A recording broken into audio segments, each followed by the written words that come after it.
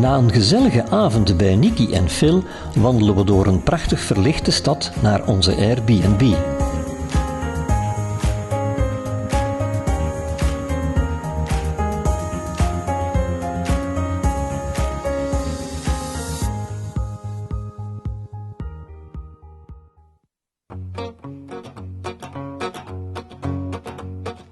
There's the CN Tower, there's the CN Tower. It's everywhere I go, it's everywhere I go.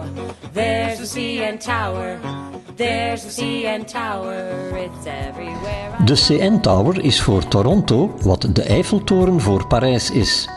Ben je in de stad, dan moet je zeker de lift nemen naar het panoramadek.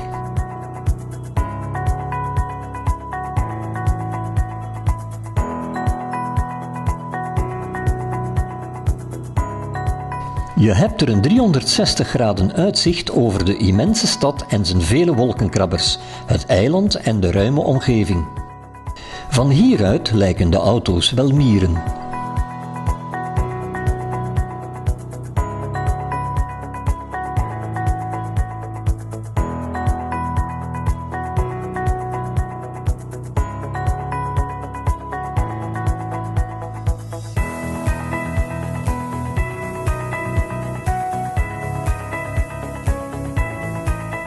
De vele wolkenkrabbers lijken wel bomen in het bos, naar de hemel reikend om een beetje zon te vangen. Sommige woonblokken hebben bovenop het dak een heus zwembad.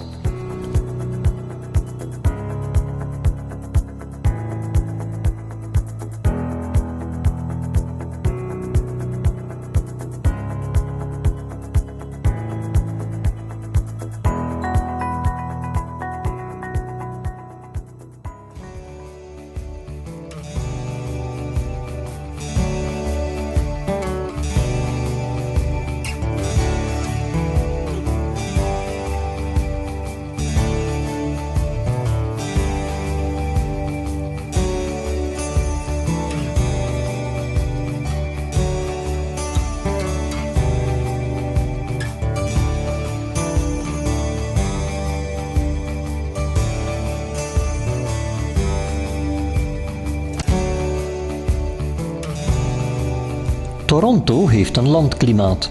Dat betekent dus warme, droge zomers. De waterfront is dan ook the place to be. Je kan er gezellig flaneren over de promenade of, zoals Nikki, de nationale sport beoefenen. Filming? Jesus.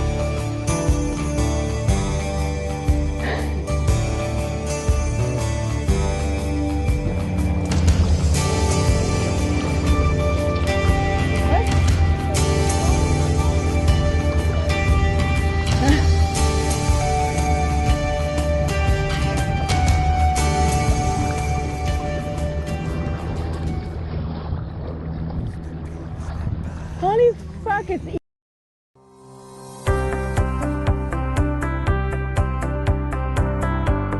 Misschien wel het markantste wat de stad te bieden heeft, is de pad. Een ondergronds gangenstelsel welke alle voorname gebouwen verbindt. Deze gangen zijn luxueus ingericht met winkels en restaurantjes. En met airco in de zomer en verwarming in de winter. Er wordt dan ook zeer veel gebruik van gemaakt.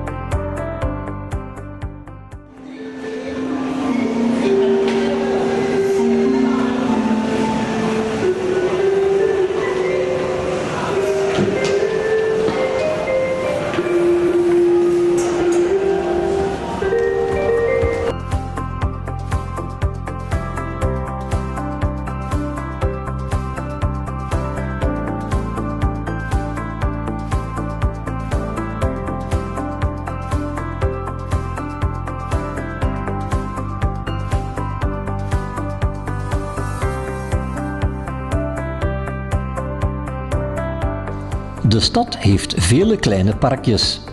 Dit hier werd aangelegd ter nagedachtenis van de vele slachtoffers van arbeidsongevallen.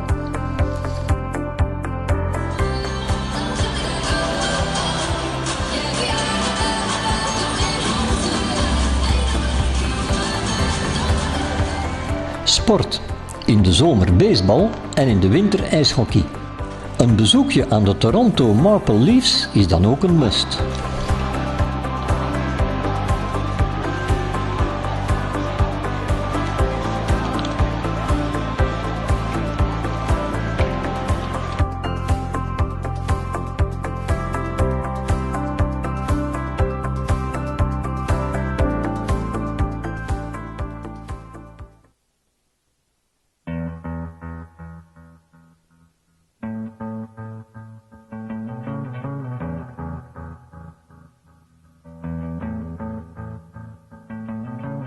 When out on the street today, the Canadian dream was as far away as it's ever been.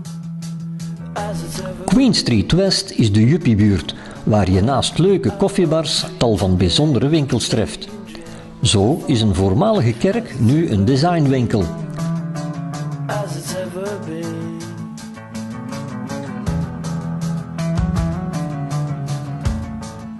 Of wat vind je van deze schoenwinkel, waar je voor $5 je kans kan wagen op design sneakers. S-O-C-I-A-L-I-S-M is here to stay. S-O-C-I-A-L-I-S-M is the only way. Hey, hey, hey.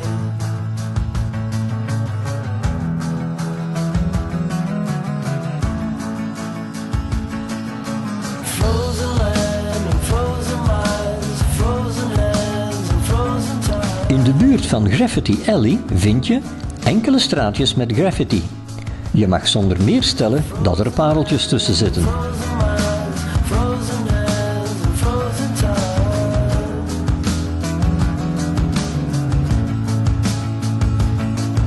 'Cause everything moves real slow when it's further below. Everything moves real slow when it's further below. Everything moves real slow when it's further below. Yeah, everything moves real slow when it's further below. When it's further below. Nathan Phillips Square is een gezellig plein grenzend aan het oude stadhuis.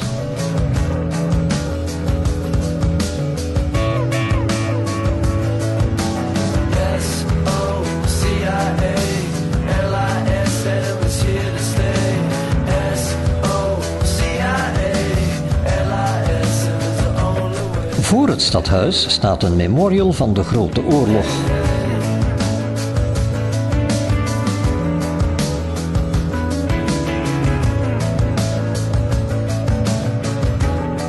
Het Eaton Center huisvest een enorm scala aan winkels, kledingzaken en restaurants in een historisch gebouw met een hoog glazen plafond.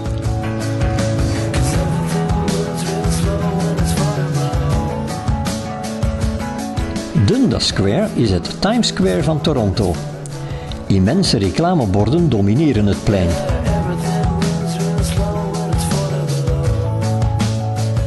Nu en dan is de voetganger koning en mag iedereen gelijk de straat over.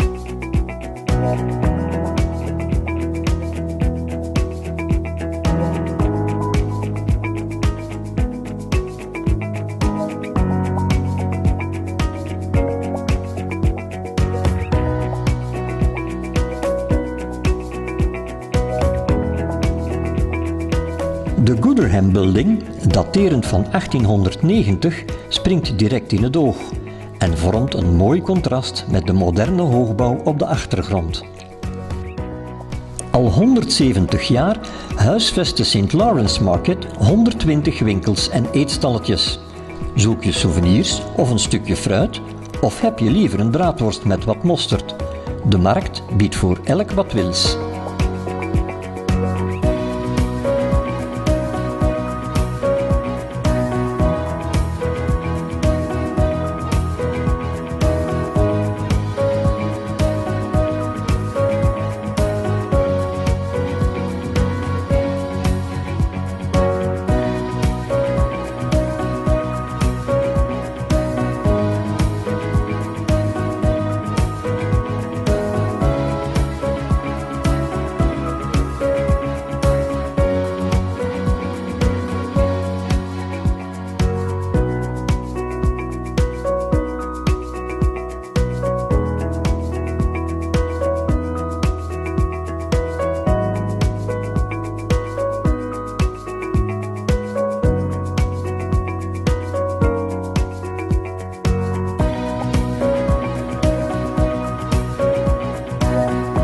Voor de beste streetfood van de stad moet je wel even aanschuiven. Maar de gegrilde zalm van Buster's Sea Cove is dan ook waanzinnig lekker.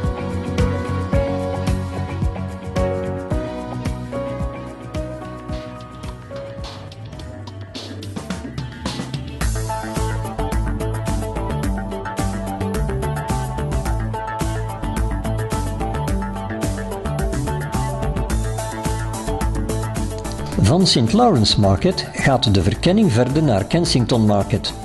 De hippiebuurt met allerlei low-budget winkeltjes en je kan er zelfs Belgische wafels eten.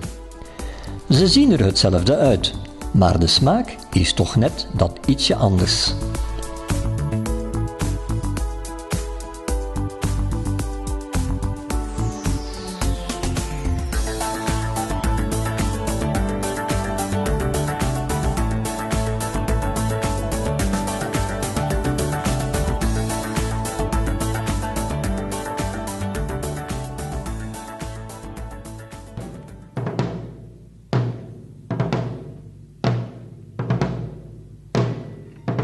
S'avonds genieten we van een middeleeuws ridderspektakel.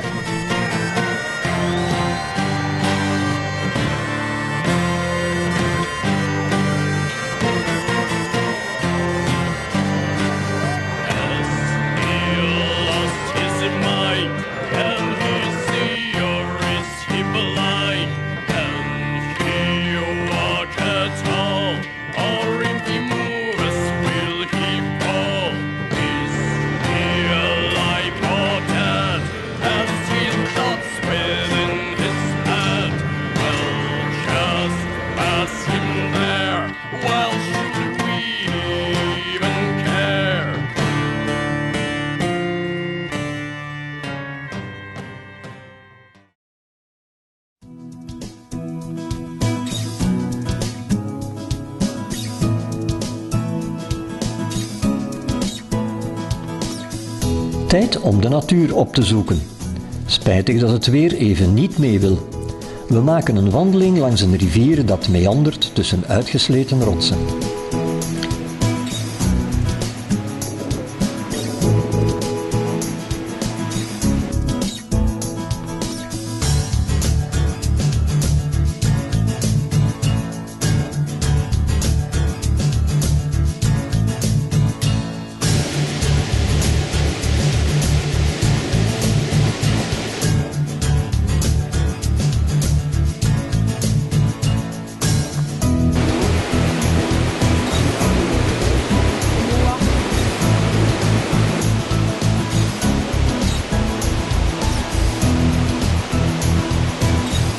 Het is niet echt wat we ervan verwacht hadden, maar we maakten er toch het beste van.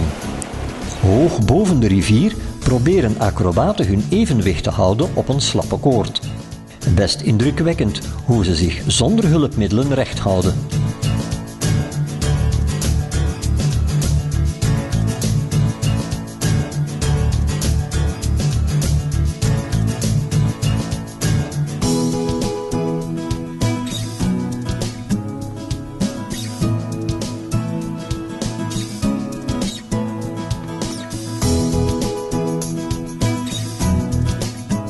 Terug in de stad lopen we nog even door het Distillery District. In de oude gebouwen van de voormalige Gooderham en Worth distilleerderij bevinden zich kleine snuisterijwinkeltjes en cafés. Kunstenaars hebben hier hun thuis gevonden.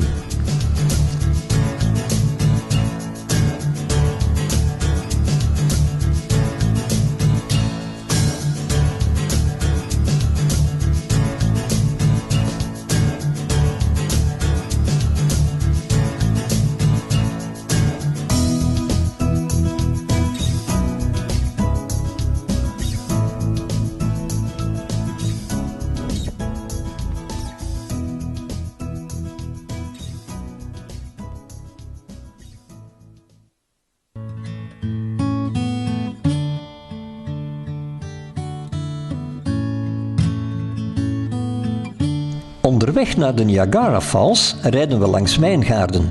Jawel, wijngaarden. Naar het historisch stadje Niagara-on-the-Lake.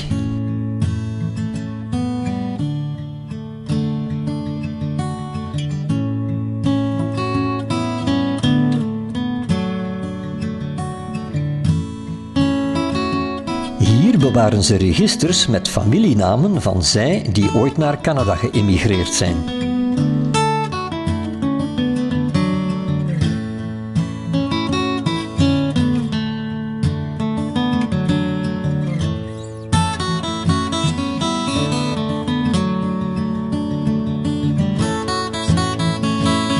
In de oude apotheek waan je je terug in de 19e eeuw.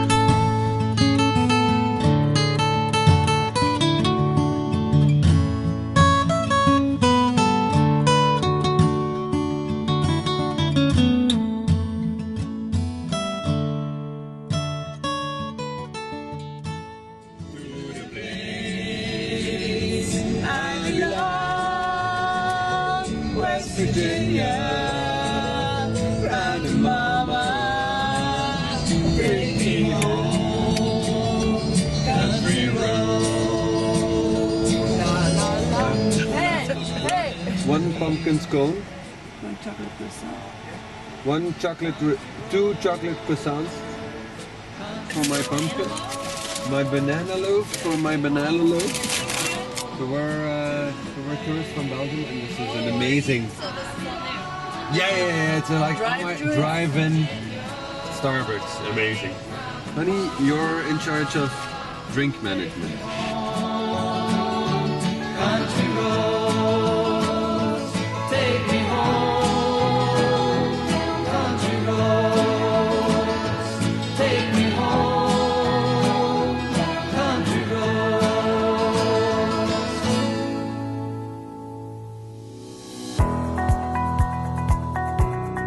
De Niagara Falls behoren tot de grootste en bekendste watervallen ter wereld. De waterval bestaat uit 3 delen: de Horseshoe Falls, de American Falls en de Bridal Veil Falls. Ze liggen op de grens tussen de Verenigde Staten en Canada.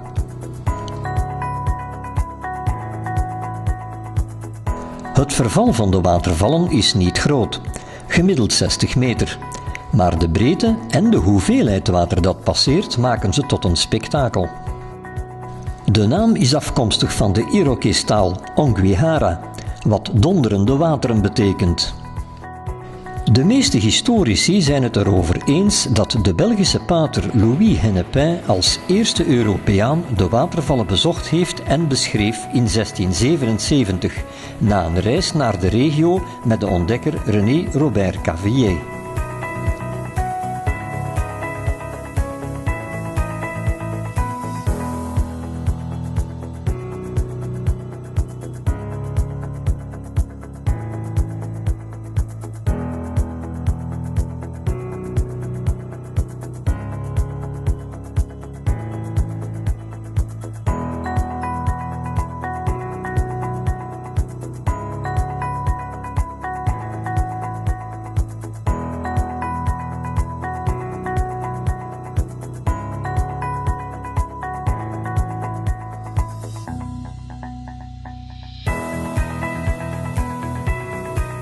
Pas wanneer je met de boot tot onder het vallende water vaart, merk je hoe indrukwekkend de Horseshoe Waterval eigenlijk wel is.